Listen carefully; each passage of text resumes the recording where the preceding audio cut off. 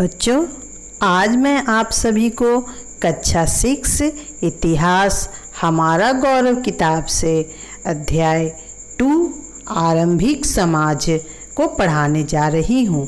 शिक्षिका ममता कुमारी, मध्य विद्यालय दुमदुमी, तोप चाची धन्यवाद आपका स्वागत करती है। अभी मेला में तो घूमे ही होंगे और मेले के तो जो तारामाची होता है, बड़ा वाला झूला, उसमें तो झूलना सभी को पसंद है ना। तो अगर आप उसके ऊपर जाते हैं तो आपको नीचे बहुत सारे घर दिखते हैं ना। तो उसी तरह एक बच्ची है सोनाक्षी, उसके भी मन में इतने सारे घरों को देखकर एक प्रश्न आया कि इतने सारे लोग क्या इसी तरह हमेशा रहते थे? और उसने यह प्रश्न अपने दादाजी से पूछा। उनके दादाजी ने उन्हें जवाब दिया, वो मैं आप लोगों के साथ भी शेयर करती हूँ। ठीक है बच्चों। तो प्राचीन काल में जब मनुष्य इस पृथ्वी पर आया होगा तो उस समय उसका अपना कोई समाज नहीं था। वे अपने भोजन की खोज में इधर उधर भटकते रहते थे। लोग खाने के लिए जंगली जानवरों का शिकार करते थे, मछलियाँ और चिड़ियाँ पकड़ते थे, फल, कंद, मूल, दाने, पौधे, पत्तियाँ, अंडे इकट्ठा किया करते थे। हमारे उपमहाद्वीप जैसे गर्म देशों में पेड़ पौधों की अनगिनत प्रजातियां मिलती हैं। इसीलिए हर मौसम में पेड़ पौधों से मिलने वाले खाद्य पदार्थ भोजन के महत्वपूर्ण स्रोत थे। लेकिन यह सब कर पाना आसान नहीं था बच्चों।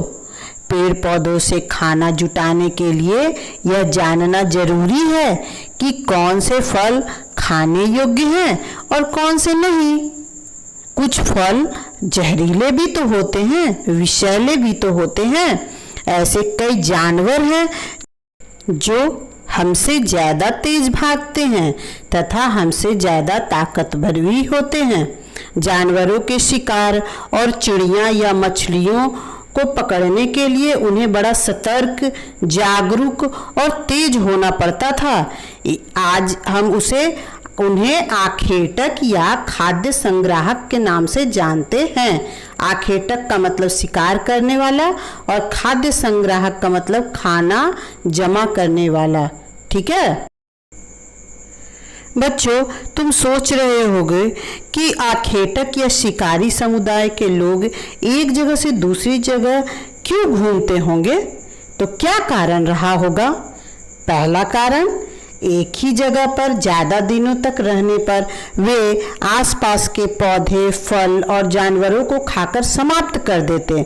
दूसरा कारण, जानवर भी अपने भोजन के लिए जगह बदलते थे। कारण, अलग अलग स्थानों पर अलग अलग मौसम में पेड़ों और पौधों में फल फूल होते थे। चौथा कारण, पानी की आवश्यकता के कारण भी वे घूमते रहते थे। तो बच्चों, समझ में आया कि आखेटक क्यों घूमते थे।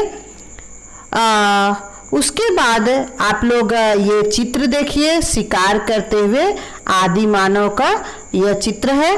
ठीक है, अब हम जानेंगे आदि मानव का निवास स्थान।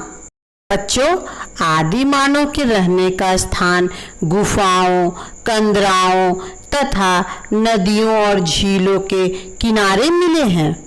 मानव धूप, वर्षा और ठंडक तथा जंगली जानवरों से बचने के लिए गुफाओं तथा कंदराओं में रहते थे। या नदियों और झीलों से उन्हें पीने का पानी मिल जाता था। जिन स्थानों पर मानव रहते थे उन स्थानों पर अनेक प्रकार के औजारों के अवशेष मिले हैं। उसे हम उद्योग स्थल एवं आवासीय स्थल कहते हैं। बच्चों, ऐसा इसलिए कि लोग अपने आवास के पास ही औजारों को बनाने का काम करते रहे होंगे। अब बच्चों, पाषाणकालीन औजारों के निर्माण के बारे में हम लोग कुछ चर्चा करें, है ना। तो बच्चों, क्या आप बता सकते हैं कि औजार कैसे बनते हैं? आज के औजार कौन बनाता है? आप सभी कमेंट बॉक्स में लिख सकते हैं। तो चलो हम लोग पता करते हैं कि पाषाणकालीन औजार कैसे बनाए जाते थे। उस काल में औजार 2 तरीकों से बनाए जाते थे।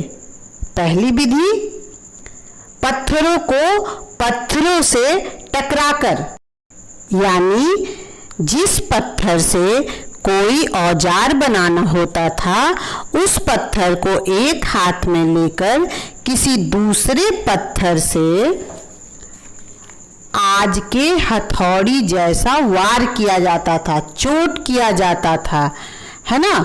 और जिससे धीरे धीरे पहला पत्थर एक निश्चित औजार का रूप ले लेता था। दूसरी विधि को दबाव विधि या वलय विधि कहते हैं। इसमें पत्थर को एक निश्चित जगह पर रखकर पत्थरों के औजारों या निश्चित आकार को रखकर बड़े पत्थरों से दबाव देकर तोड़ दिया जाता था, तो दूसरा पत्थर भी औजार का रूप ले लेता था। बच्चों, आप तस्वीर देखें, है ना। अब हम बात करेंगे वस्त्रों का निर्माण के बारे में। तो पाषाणकालीन मानव जानवरों के मांस का उपयोग अपनी भूख मिटाने के लिए करते थे। जब ठंड के मौसम में उन्हें ठंड का अनुभव होता होगा, आप लोगों को भी ठंड लगती है ना। हाँ, तो जानवरों के खाल, पेड़ की पत्तियों को वह ठंड से बचने के लिए उपयोग करते होंगे। उनका यह वस्त्र के रूप में उपयोग किया जाने वाला खाल या चमड़ी अस्थायी नहीं रहता होगा। ठंड का मौसम समाप्त होते ही वे उन वस्त्रों को फेंक देते होंगे, क्योंकि चमड़ों से दुर्गंध आती होगी। अनुमान लगाइए, है ना। और बच्चों, इसी बीच कुछ और भी सीखें। एक पूरा स्थल किसे कहते हैं? तो पूरा स्थल उस स्थान को कहते हैं जहां औजार, बर्तन और इमारतों जैसी वस्तुओं के अवशेष मिलते हैं। ये वस्तुएं जमीन के ऊपर, अंदर, कभी कभी समुद्र या नदी के तल में भी पाई जाती है। और हम आगे पढ़ेंगे, झारखंड में भी बहुत सारे पुरा स्थल हैं, है ना। आगे आदि मानव के बारे में जानकारी के स्रोत। बच्चों, हम लोग अनुमान लगाते हैं, लेकिन कुछ स्रोत होते हैं, कुछ पुख्ता स्रोत होते हैं जिससे कि हमें बिल्कुल ठोस जानकारी मिलती है।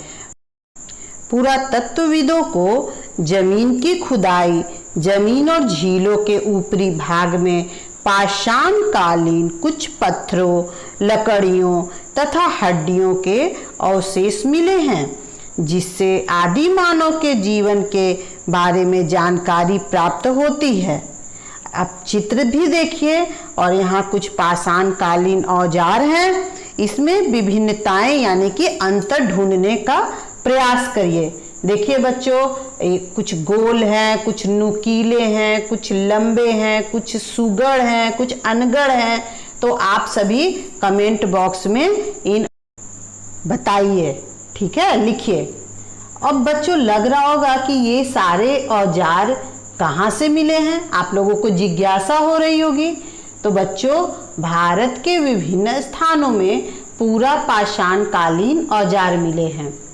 पहला ओडिशा में मयूरभंज नामक स्थान में, दूसरा मध्य प्रदेश में भीमबेटका नामक स्थान में, और राजस्थान में दिदवाना नाम के स्थान पे, और गुजरात में हिरान घाटी में।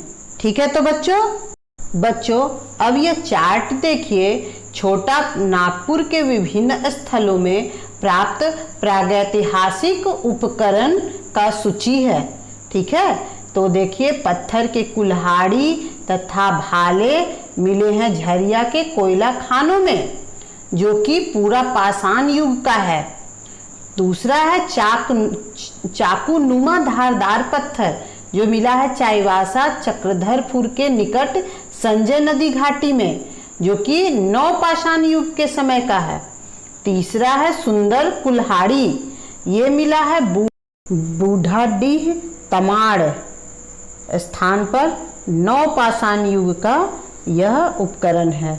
चौथा है तांबे की कुल्हाड़ियाँ, जो कि मिला है बसिया गुमला नामक जगह में, जो कि ताम्र युग का है। बच्चों तो हम लोग आज बहुत सारी चीज़ें सीखें, तो अब मैं आप इसे चार्ट से देखें कि आज हम लोगों ने क्या क्या सीखा। अगले भाग में हम आरंभिक समाज पर आगे चर्चा करेंगे। आप वीडियो को पूरा देखें। वीडियो में लास्ट तक बने रहने के लिए धन्यवाद।